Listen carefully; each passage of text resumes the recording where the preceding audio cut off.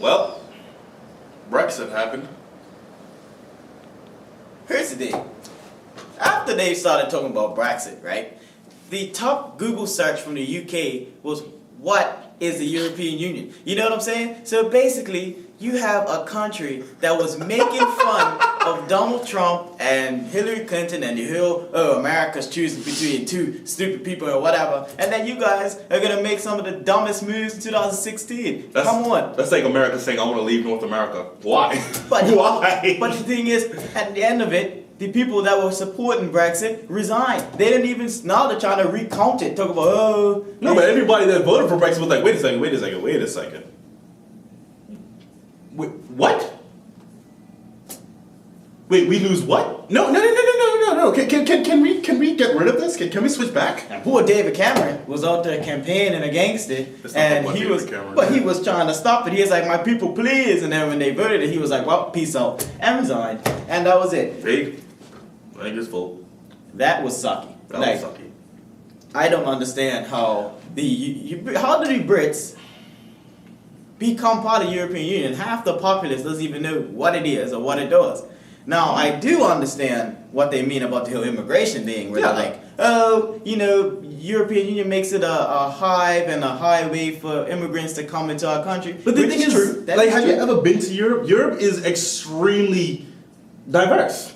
Yeah. I used to fly back and forth to England every couple months, and you go there, there's Indians, there's black people, there's Africans, there's Asians, there's everybody. Yeah, I don't think they mind diversity. I think it's more along the lines of if you get citizenship in France, you can come and live in England. But basically, you're not getting citizenship through their immigration law. You're getting citizenship through the EU. Yeah, but that's part of the attraction to Europe that a lot of people have, because Europe's pretty much like, I'm gonna call it like a United States, but everybody speaks different countries. Yeah. If you want to move from France to Germany, it's pretty much like moving from Georgia to North Carolina, but you just gotta learn German. But everybody in Europe speaks everybody else's language too, so. Yeah, but they don't have any borders. Yeah, but they don't need borders anymore. Europe spent thousands of years hacking each other's limbs off. It's like now, all right, cool, be cool. You want to come over here? All right, bro, all right. It's Oktoberfest. Let's get some burgers. Yeah, but I do feel like they have the right to deny undesirables in their country. Yeah, they don't want them. They have the right, but they. But they technically don't, because if I go and I sail over to France and I get citizenship in Sacre Bleu and I come around here in Sacre Bleu, yeah, you get citizenship in Sacre Bleu. I get citizenship in Sacre Bleu. But you know what was even worse than Brexit?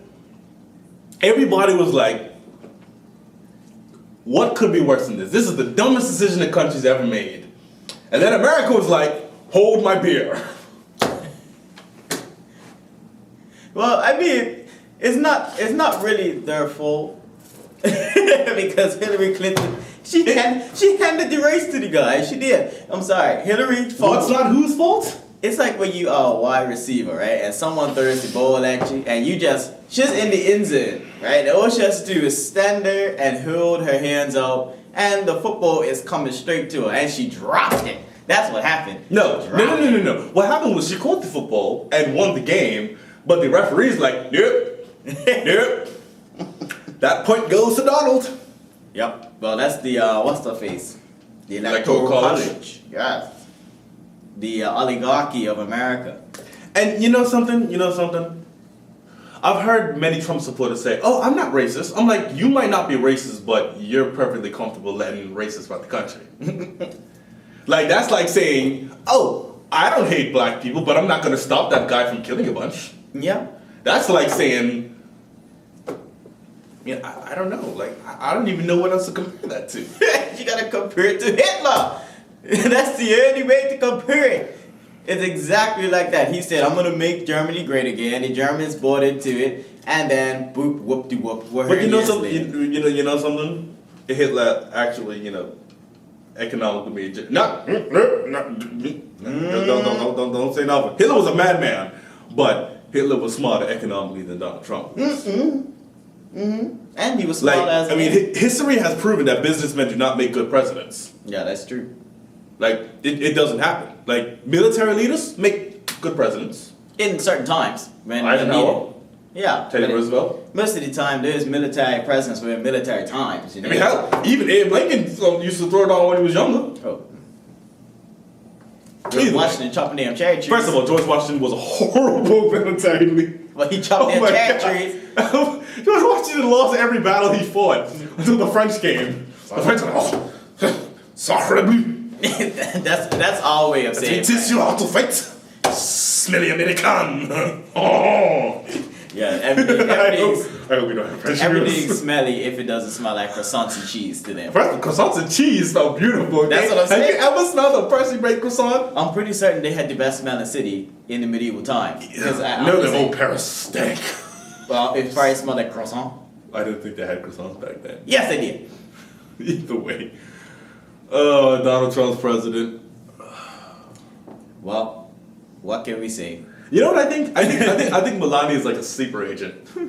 Melania is like a Cold War sleeper agent. Like Putin's gonna call her and be like, "Da, execute the plan," and she's gonna be like, "Da, mein Führer." That's German. My man. She's gonna be like, "Da." She's gonna walk up the downtown. That's for the Danya. America belongs to Russia now. I'm telling you, she's gonna take the White House.